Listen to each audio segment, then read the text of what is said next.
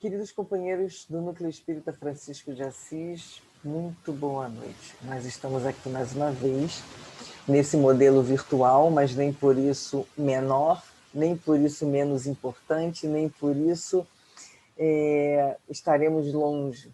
Porque, na verdade, o mais importante é o sentimento que nos une. O mais importante são as vibrações que vão ser trabalhadas na noite de hoje. E por essas vibrações nós estamos unidos junto a Jesus. Estamos aqui unidos em nome de Jesus. Nós vamos dar continuidade ao estudo do Evangelho segundo o Espiritismo. Mas antes disso, nós vamos ler uma página de preparação e depois faremos a nossa prece inicial. A página de preparação está no livro Conduta Espírita, e intitula-se Perante a Própria Doutrina. O espírito é André Luiz e o médium é Valdo Vieira. E André Luiz nos diz assim: apagar as discussões estéreis, esquivando-se a criação de embaraços que prejudiquem o desenvolvimento sadio da obra doutrinária. O espírito da verdadeira fraternidade funde todas as divergências. Não restringir a prática doutrinária exclusivamente ao lar, buscando contribuir de igual modo na seara espírita de expressão social, auxiliando ainda a criação e a manutenção de núcleos doutrinários no ambiente rural. Todos estamos nos débitos coletivos. Orar por aqueles que não souberem ou não puderem respeitar a santidade dos postulados espíritas, furtando-se de apreciar-lhes a conduta menos feliz, para não favorecer a incursão da sombra. O comentário em torno do mal ainda e sempre é o mal a multiplicar-se. Desapegar-se da crença cega, exercitando o raciocínio nos princípios doutrinários, para não estagnar-se nas trevas do fanatismo. Discernimento não é simples adorno. Antes de criticar as instituições espíritas que julgue deficientes, contribuir em pessoa para que se ergam a nível mais elevado. Quem ajuda, aprecia com mais segurança. Auxiliar as organizações espiritualistas ou as correntes filosóficas que ainda não recebem orientação genuinamente espírita, compreendendo, porém, que a sua tarefa pessoal já está definida nas edificações da doutrina que abraça. O fruto não amadurece antes do tempo. Recordar a realidade de que o espiritismo não tem chefes humanos e de que nenhum dos ceareiros do seu campo de multiformes atividades é imprescindível no cenário de suas realizações. Cristo, nosso divino orientador, não vive ausente. E agora, queridos companheiros, convidamos todos vocês a uma prece. Mestre Jesus, amigo querido de todas as horas, benfeitores espirituais do Núcleo Espírita Francisco de Assis, nosso anjo guardião que nos sustenta na presente encarnação, e acima de tudo e de todos, o nosso Pai justo e bom. Rogamos a Ele que nos sustente e nos ampare na noite de hoje. Que as nossas palavras possam, de alguma forma, externar o sentimento de Cristo, o sentimento de Deus, para que todos nós que aqui estamos possamos refletir sobre estas passagens e nos auxiliar na nossa vida de relação, para que possamos, Senhor, fazer escolhas melhores e vivermos melhores, indo em direção a Ti, Senhor Jesus, e ao Pai. Envolva, Senhor Jesus, a todos os corações presentes. Graças a Deus. Então, companheiros, como eu falei, nós vamos dar continuidade ao estudo do Evangelho segundo o Espiritismo, hoje, no capítulo 23, Estranha Moral, itens 9 a 12. E esses itens intitulam-se Não Vim Trazer a Paz, mas a Divisão. Mas antes de nós entrarmos propriamente no estudo, nós gostaríamos de fazer algumas perguntas, umas 2 perguntas para vocês, para deixarem como reflexão. O que significa paz para vocês? Qual é o conceito, o significado de paz que cada um de nós traz? O que significa estar em paz para você? Nós estamos em paz na presente encarnação? Então, são essas questões que eu gostaria de deixar na cabecinha de vocês antes da gente começar o nosso estudo. Então, a gente vai ler o primeiro item, o item 9, que está do Evangelho de Mateus, capítulo 10, itens 34 a 36. Não penseis que vim trazer a paz à terra. Não vim trazer a paz, mas a espada. Porque vim separar o homem de seu pai, a filha de sua nora e a nora da sogra. E o homem terá por inimigos aqueles da sua casa. Será que foi Jesus mesmo que disse isso, gente? Será? Porque numa outra passagem que está em João, Jesus diz: a minha paz vos deixo, a minha paz vos dou. Não dou como o mundo dá. Então, será que não há divergências, controvérsias em relação a essas duas passagens, onde uma Jesus diz que deixa a paz dele conosco, não a paz do mundo. Mas, num outro momento, ele diz que não veio trazer a paz, mas a divisão. Antes de tudo, tenhamos a certeza que Jesus não se contradisse nessas duas passagens. Por quê? Jesus é um espírito puro, é o governador do nosso planeta. É o espírito mais puro, mais superior que nós conhecemos aqui no nosso planeta Terra. Então, não há contradição. O que acontece? Nós é que ainda, muitas das vezes, não conseguimos alcançar a mensagem, a orientação que o Senhor Jesus traz através das suas frases. Mas é por isso que nós estamos aqui incessantemente estudando o Evangelho, para tentar entender que mensagem subliminar está nessas passagens e nessas frases do Senhor Jesus. Então, logo a gente percebe que a paz do Cristo é totalmente diferente da paz do mundo. Qual é a paz do mundo? A paz que o mundo nos oferece, que preconiza, é que tenhamos que estar bem em todas as áreas de nossa vida. E nós perguntamos, quem de nós consegue estar de forma equilibrada em todas as áreas de nossa vida? Muitas das vezes temos um bom emprego, mas a nossa saúde é precária.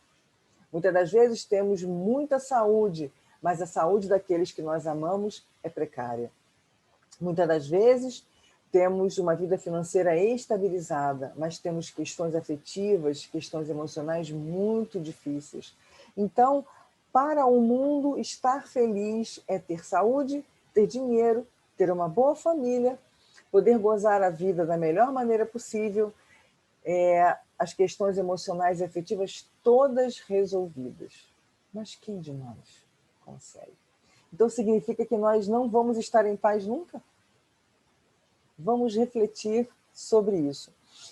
O que o mundo preconiza é que a paz ela está nas coisas exteriores, porque tudo que eu disse aqui foram relações exteriores. Saúde, dinheiro, trabalho, relacionamentos, tudo isso é exterior. Mas a paz que o Senhor Jesus tenta trazer para nós é um outro tipo de paz. Vamos lembrar da vida do Senhor Jesus. Vamos lembrar da sua vivência. Ele, digamos assim, o espírito que já tinha a conquista da paz, que tem a paz, ele é um espírito que vive em estado de paz, porque a paz também não é uma coisa que se tem. A paz é um estado de espírito, é um estado de consciência. E o Senhor Jesus está em paz. Mas teve lutas, teve desafios, teve dificuldades enquanto esteve aqui conosco. Mas apesar de tudo isso, ele estava em paz.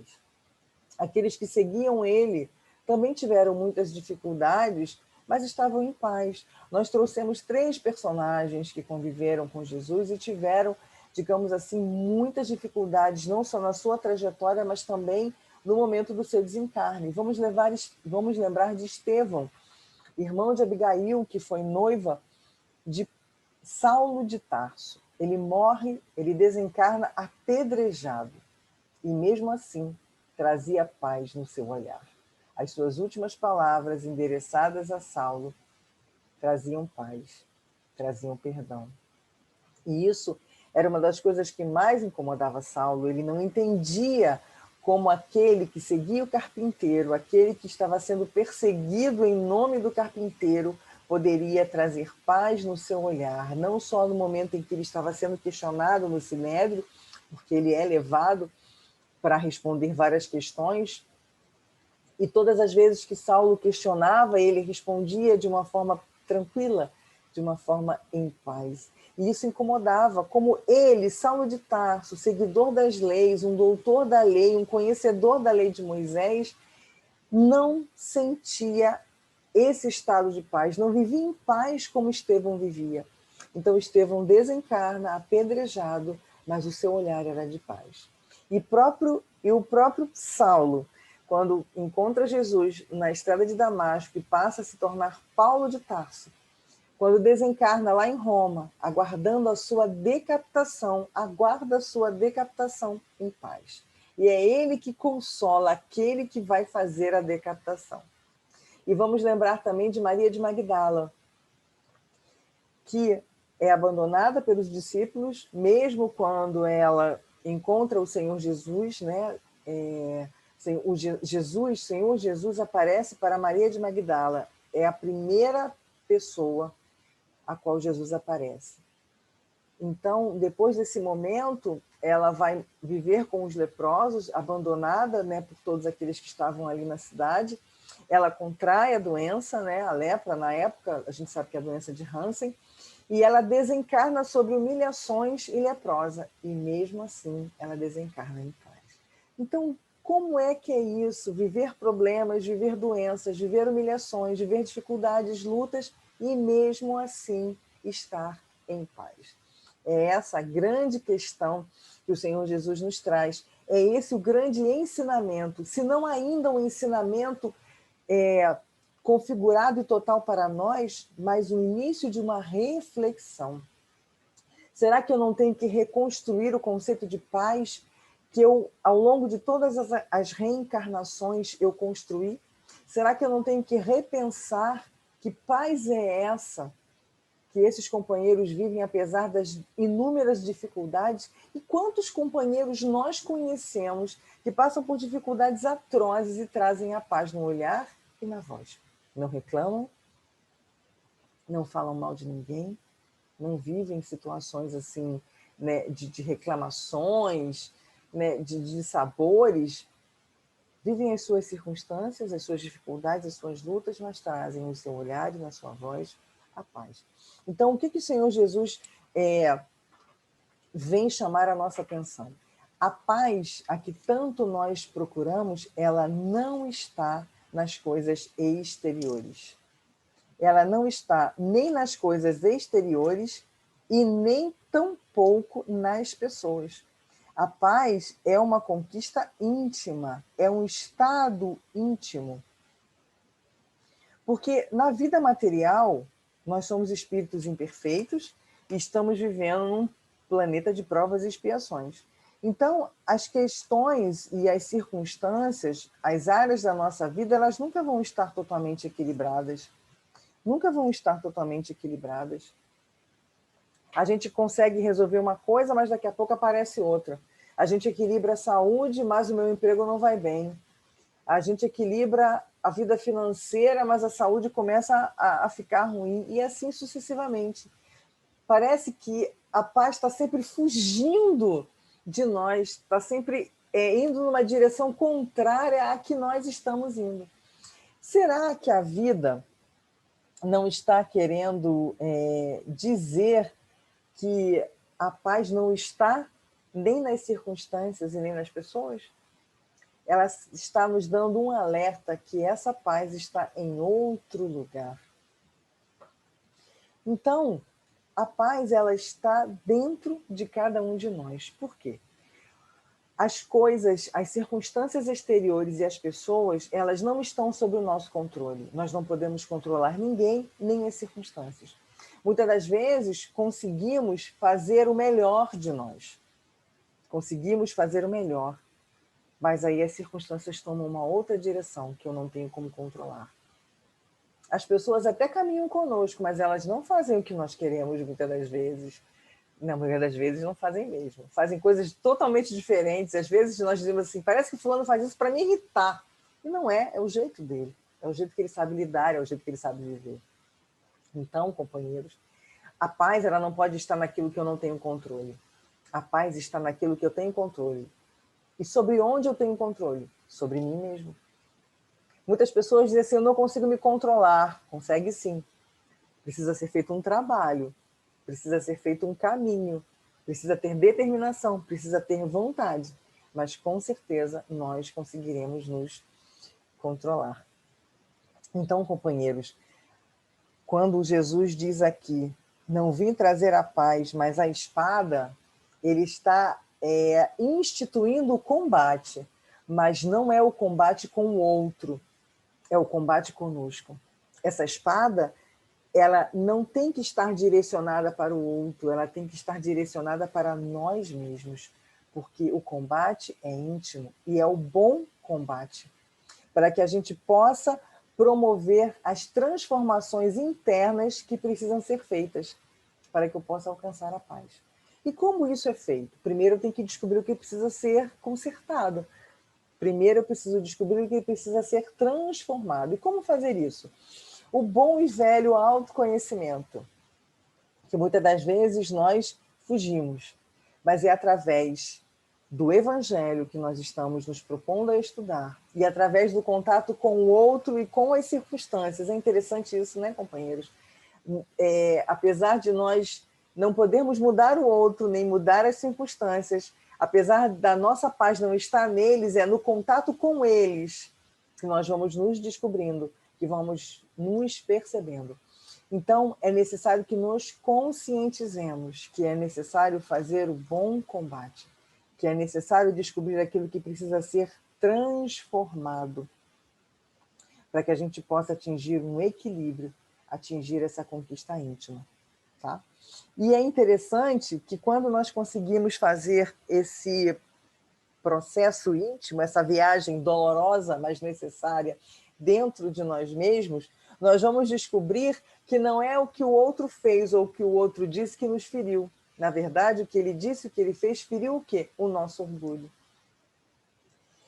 Não é o que o outro conquistou ou o que o outro tem, porque na verdade a gente não tem as coisas materiais, nós somos usufrutuários, como nos diz o Evangelho, me incomoda, mas é porque tudo isso fere a minha inveja. Não é o que as pessoas deixam de fazer ou fazem mal feito que me incomoda. Na verdade, o que elas deixam de fazer ou que elas fazem de forma diferente fere o meu ego, porque eu quero que ele seja obedecido. O ego quer ser obedecido. Então, nós não vamos conseguir encontrar a paz no outro nem nas circunstâncias. Nós só vamos conseguir encontrar a paz em nós mesmos. E é por isso que nós estamos aqui, estudando, refletindo, analisando a nossa vida, analisando as nossas questões íntimas para que a gente possa fazer esse processo, tá? Então, quando a gente se conscientiza disso, todas as nossas energias, elas não vão estar direcionadas a lutar com o outro, a lutar com as circunstâncias. Nós vamos direcionar as nossas energias para o bom combate dentro de nós que precisa ser realizado. Então, quando a gente promove esse bom combate, quando a gente consegue nos transformar, nós vamos ficar imunes às coisas exteriores. Não é ficar indiferente, companheiros. Prestemos bastante atenção. Não é ficarmos indiferentes, mas é ficar imunes. Pode acontecer o que for do lado de fora, mas eu, dentro de mim, estou em paz. Vivo em paz, porque eu já consegui me conhecer, já consegui me transformar. Então, quando eu consigo me tornar humilde, quando eu consigo conquistar a humildade, eu não vou ser atingido pelo orgulho alheio. Pode acontecer o que for. Qualquer manifestação de orgulho do lado de fora não vai me atingir, porque eu já me tornei humilde. Quando eu me torno caridoso, o egoísmo alheio ou de terceiros não me atinge. Quando eu consigo me tornar paciente, a angústia do outro, a impaciência do outro não me atinge, porque eu já me tornei paciente. Então, a direção da espada é para nós e não para o outro. O combate é para nós, é conosco, não com o outro. E é interessante, vocês já repararam que quando a gente finca a espada no chão, ela lembra a cruz? Já pararam para pensar nisso? Essa representação significa que quando eu finco a espada no chão, ali eu encerrei a batalha com o outro, mas iniciei uma batalha comigo. A espada fincada no chão representa a minha vitória sobre o ego, a minha vitória sobre o orgulho, a minha vitória sobre o egoísmo. E é isso que nós devemos trabalhar. É esse processo que o Senhor Jesus está tentando nos chamar a atenção, está tentando nos direcionar. E é interessante que é uma conquista da disciplina sobre nós mesmos. É a nossa vitória sobre as maiores chagas da humanidade, o orgulho e o egoísmo. No livro Palavras de Vida Eterna, nós temos uma lição, e agora eu não consigo lembrar qual, que fala de que é necessário nos prepararmos para essa batalha. Porque tudo é um processo. A gente começa a perceber que a paz não está no exterior, nem nas pessoas, nem nas circunstâncias. Eu começo a perceber que ela está dentro de mim, aí eu redireciono a espada para mim, começo esse bom combate. Mas eu percebo que é um combate que vai demorar um pouco. Na verdade, para cada um demora um tempo que for necessário, porque somos individualidades, então nós não podemos nos comparar. Cada um tem um tempo. Então, se eu percebo que vai ter uma batalha, eu tenho que me preparar para ela. E como é que eu me preparo para ela? Nesse texto, fala da armadura de Deus. É interessante, né, companheiros? Fala na armadura de Deus. E aí a gente vai citar alguns componentes que fazem parte da armadura de Deus. Porque para que eu seja bem-sucedido nessa batalha comigo mesmo, eu preciso me preparar. E eu preciso usar a armadura de Deus. Um dos itens, digamos assim, um dos ingredientes, né, da armadura de Deus é a verdade sobre nós. Eu tenho que me reconhecer como sou. Apesar de muitas das vezes encontrar áreas sombrias, áreas desagradáveis, é necessário entrar em contato para que eu possa me reconhecer. Então, a verdade sobre nós é a verdade sobre as leis. A gente precisa tomar conhecimento das leis de Deus e desvendar essas leis de Deus. As leis de Deus estão na nossa consciência, mas nós precisamos entender essas leis de Deus. Depois de entendê-las, praticá-las. Então, a verdade, ela é um dos ingredientes da armadura de Deus. Dois outros ingredientes caminham juntos, o amor e a justiça. Só um coração que ama e é justo, ele está protegido à ingratidão, protegido à desilusão e à decepção. E vamos admitir, companheiros, que nós vivemos muito isso na nossa vida. Mas, se nós estivermos armados do amor e da justiça, nós estaremos imunes, estaremos protegidos a essas situações. Um outro ingrediente é a caridade, fazer ao outro o que eu gostaria que fosse feito a mim. Lembrar das palavras de Jesus, quando fizestes algum destes pequeninos, estará fazendo a mim. Quando deres de beber, quando deres de vestir, quando deres de comer, estará fazendo a mim mesmo. Falar sobre paz e alegria no nosso caminhar. Então, paz e alegria também fazem parte do ingrediente da armadura de Deus, a fé. A fé, ela é o escudo.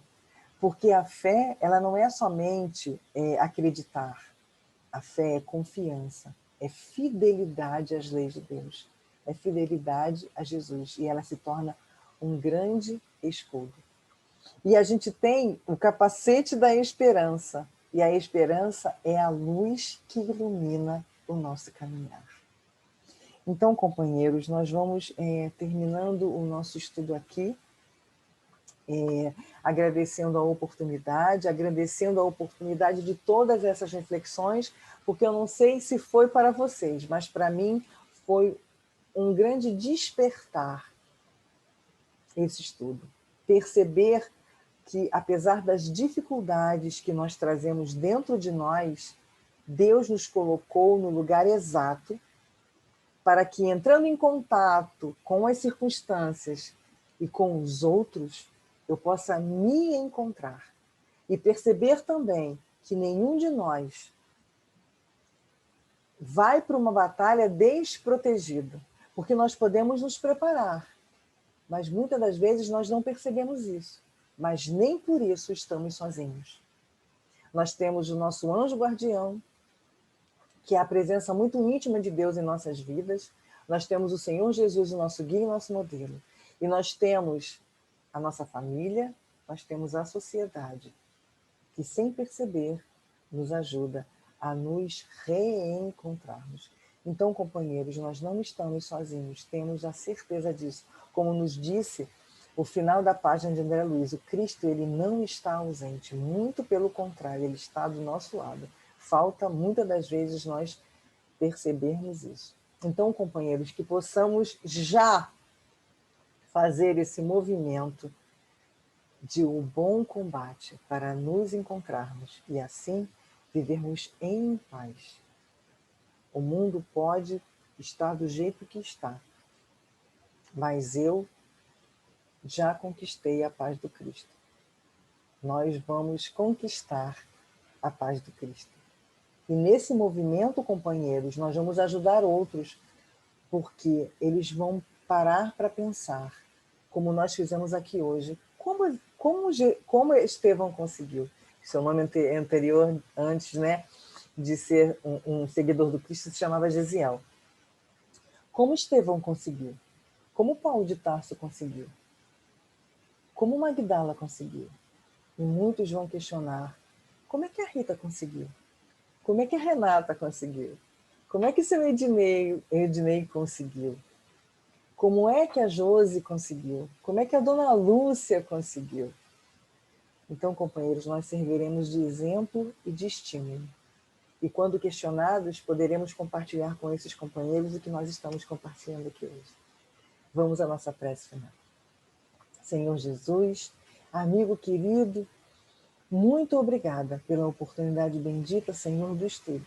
Muito obrigada pela oportunidade bendita de, apesar longe do corpo físico, perto dos corações, perto do pensamento, de estarmos aqui, Senhor, estudando o Teu Evangelho, para que possamos, Senhor, de forma paulatina, nos transformarmos.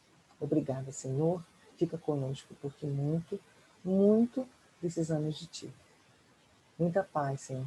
Muita paz, queridos companheiros. Que o Senhor Jesus envolva, agora e sempre. Graças a Deus.